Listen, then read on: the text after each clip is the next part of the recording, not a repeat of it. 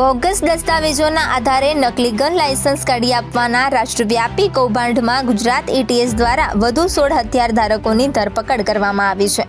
Manipur નાગાલેન્ડથી bogus licence કૌભાંડમાં આરોપીઓ પાસેથી 16 જેટલા હથિયારો અને કાર્ટિસ જપ્ત કરવામાં આવ્યા છે। સમગ્ર કૌભાંડમાં 108 લોકો સામે ફરિયાદ નોંધાઈ છે। અમદાવાદ, સુરત, બોટાદ, સુરેન્દ્રનગરના હથિયાર ધારકોની ધરપકડ કરવામાં આવી છે।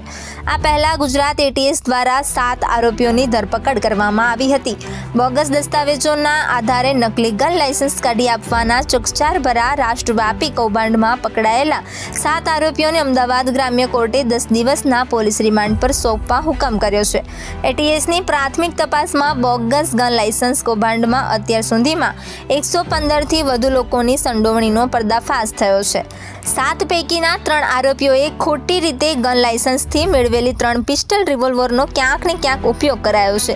વિશાલ પંડ્યા, અર્જુન અલગોતર અને ધૈર્ય જરીવાલા પિસ્ટલ અને રિવોલ્વરના 171 કારતૂસ અંગે હિસાબ આપી શક્યા નથી, એટલે ક્યાં ફાયરિંગ કરાયા તેનો ભેદ ખુલાશે।